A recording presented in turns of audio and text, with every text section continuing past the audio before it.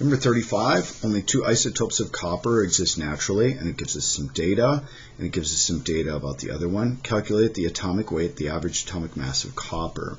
So the average atomic mass would be equal to the first isotopic AMUs, 62.9296, times its percentage abundance as a decimal, 0.6917, plus the second isotopic mass, which is 64.9278 AMUs, times its percent abundance in a decimal form, which is 0.3083.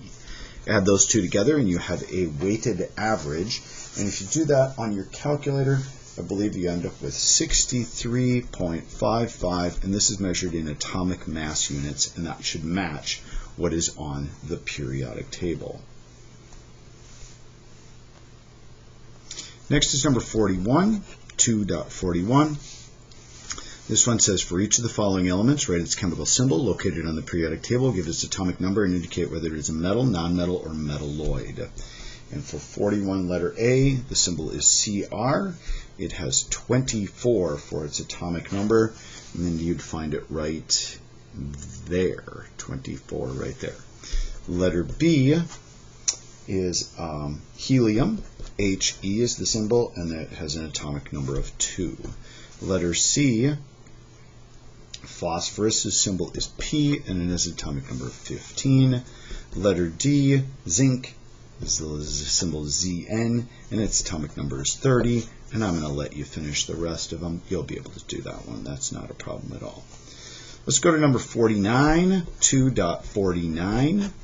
This one has, write the empirical formula corresponding to each of the following molecular formulas.